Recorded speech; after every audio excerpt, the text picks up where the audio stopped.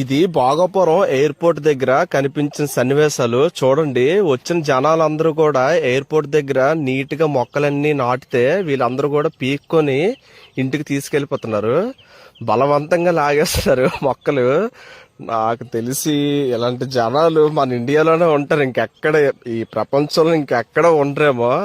చూడండి, వాళ్ళందరూ కూడా ఇంత నీట్ గా డెవలప్మెంట్ చేసి సుందరంగా తీర్చిదిద్దారు మొత్తం ఈ ప్లేస్ అంతా కూడా. మొత్తం వచ్చిన వాళ్ళందరూ కూడా ఈ మొక్కలన్నిటిని తొక్కేసి సర్వనాశనం చేశారు. వాళ్ళు వీళ్ళని తేడా లేదు, పిల్లలు పెద్దోళ్ళు కుర్రోళ్ళు అందరూ కూడా ఎవరికి నచ్చినట్లు వాళ్ళు మొక్కలన్నీ పీక్కుని వెళ్ళిపోయారు చాలా దారుణంగా. ఎవరి చేతిలో చూసినా మొక్కలు కనిపిస్తున్నాయి. వీళ్ళేంటి మొక్కలు పంచుతున్నారా, మంచి కార్యక్రమం చేస్తున్నారు అనుకున్నాను. కానీ తీరమ్మ చూస్తే ఇక్కడ పరిస్థితి ఇది.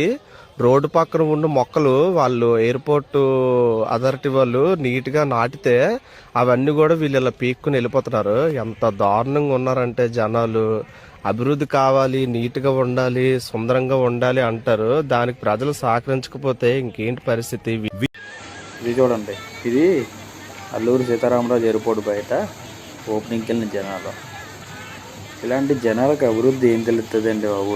మొక్కలు పీక్కుపోతారో, ఇలాగ ఇందులో అన్న వాటర్ ఫాల్ స్నానాలు చేస్తున్నారో, స్విమ్మింగ్ పూలా?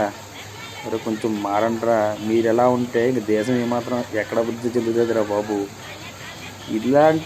ఇలాంటి పనులు, ఇలా మొక్కలు పీక్కొని వెళ్ళిపోవడం, ఇలా స్నానాలు చేయడం వేరే కంట్రీల్లో ఎక్కడన్నా చేస్తే మీ మీద చాలా సీరియస్ అయిన యాక్షన్ ఉంటుంది. దుబాయ్లో నీవు ఒక మొక్క పీకితే చాలా ఫైన్ తెలుసా? మీరు మారండ్రా బాబు, కొంచెం మీరు మారితేనే మన దేశం మారుతుందిరా. ఎవడన్నా ఇంట్లో ఉన్న మొక్కలు తీసుకొచ్చి నాటుతారంటాడు, మీరు ఇక్కడ మొక్కలు బిక్కుపోతున్నారు ఏకంగా.